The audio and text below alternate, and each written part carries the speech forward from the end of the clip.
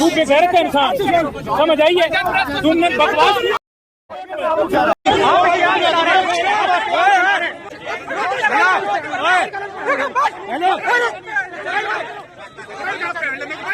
बिस्मिल्लाहिर्रहमानिर्रहीम। अस्सलाम वालेकुम। पाकिस्तान तहरीक इंसाफ के कारकुनान ने अलीमा आपा की प्रेस कॉन्फ्रेंस के दौरान सहाफ़ी तैयब बलोच को धो डाला। जुर्म जो था इस सहाफ़ी का ये बना कि अलीमा आपा से आपने सवाल क्यों पूछा।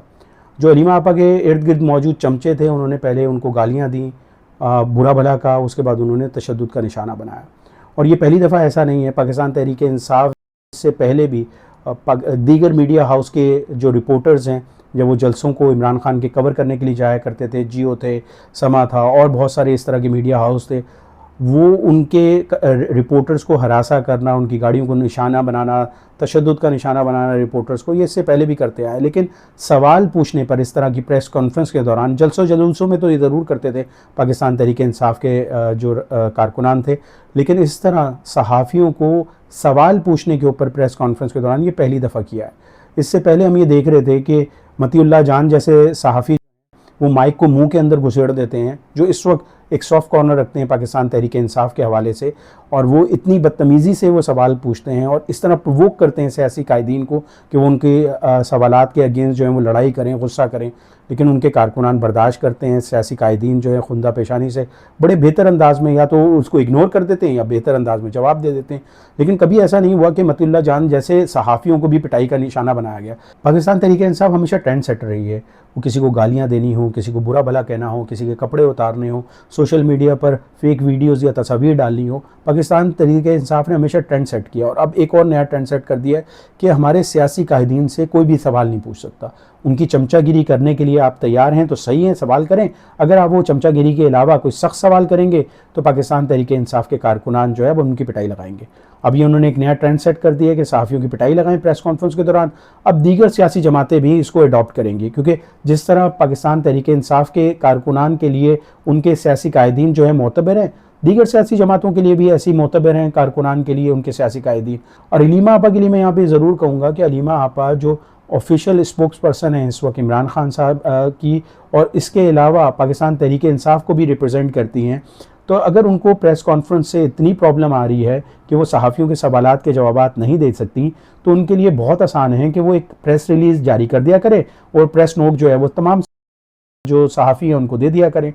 अलीमा आपा इस वजह से सहाफ़ियों के सवालात से बच सकती हैं। इमरान खान साहब क्या कहते हैं, क्योंकि सोशल मीडिया वैसे भी कंट्रोल जो है वो अलीमा आपा करती हैं, वो जो चाहती हैं, जो कहती हैं वो आ जाता है सोशल मीडिया पर। तो इमरान खान साहब जो कहना चाहते हैं, क्योंकि वो ना पोस्ट कर सकते हैं ना सोशल मीडिया को हैंडल करते हैं, उनकी टीम है जो इसको हैंडल कर रही होती है। इमरान खान साहब अपने कारकुनान से क्या कहना चाहते हैं, अलीमा आपा एक प्रेस रिलीज़ दें तो आपकी बात इमरान खान साहब की आपके ज़रिए पहुँच जाएगी। ना आपको इस तरह की कोई सख्त सवालात सुनने पड़ेंगे, ना आप इस तरह की सिचुएशन लेके आएंगी कि आपके कारकुनान आपके कहने के ऊपर, क्योंकि नौरीन खान साहिबा जो इमरान खान साहब की दूसरी हमशीरा हैं, वो चंद रोज़ कबल इस वाक़े से पहले ये कह चुकी थी कि चंद सहाफ़ियों को सबक सिखाना पड़ेगा। उन्होंने सबक सिखा दिया नौरीन आपा के कहने के ऊपर। दूसरी जानब हमने ये देखा कि पाकिस्तान तहरीक इंसाफ की खातून कारकुन ने अलीमा आपा पे अंडा फेंका और उसके हवाले से सब लोग वो शोर मचाना शुरू हो गए कि अलीमा आपा के ख़िलाफ़ जो है ये जो बात हुई है इस पर हम मज़म्मत करते हैं और ये काबिल मज़म्मत है। बिल्कुल काबिल मज़म्मत है। काबिल मज़म्मत अगर अलीमा आपा पर अंडा फेंकना है तो काबिल मज़म्मत वो भी है कि ख्वाजा आसिफ पे स्याही फेंकी गई। काबिल मज़म्मत वो भी है जब साबिक़ वज़ीर आज़म नवाज़ शरीफ साहब के ऊपर जूता फेंका गया। काबिल मज़म्मत वो भी है जब एहसन इकबाल साहब को गोली का निशाना बनाया।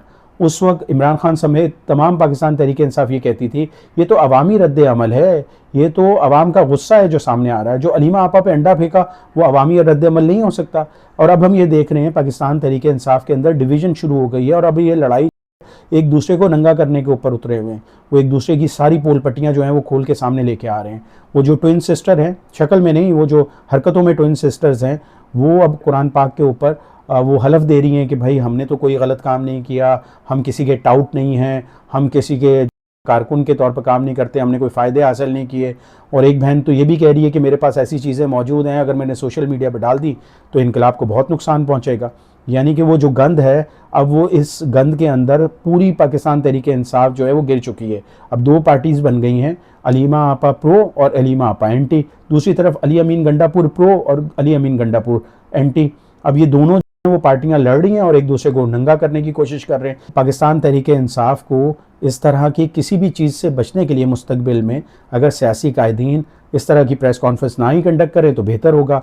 और अगर वो सहाफ़ियों के सवालात के जवाबात नहीं देना चाहते तो मेरे ख्याल में चुप करके पतली गली से निकल जाया करें। अपने चमचों के ज़रिए सहाफ़ियों को तशद्दुद का निशाना बनाना मेरे ख्याल में दुरुस्त अमल नहीं है। इसके साथ साथ मैं यहाँ पे सहाफ़ी बरादरी के लिए भी यही बात ज़रूर करूँगा, सियासी जमात कोई भी हो, पाकिस्तान तहरीक इंसाफ हो, मुस्लिम लीग नून हो, सियासी कायदीन हो या किसी भी आदमी से अगर आप प्रेस कॉन्फ्रेंस करते हैं आप बिल्कुल सख्त सवाल करें, लेकिन महज़्ज़ब अंदाज में तहज़ीब के दायरे में रहकर भी सख्त सवालात किए जा सकते हैं। इसी दुआ और उम्मीद के साथ कि पाकिस्तान तहरीक इंसाफ को अल्लाह हिदायत दे।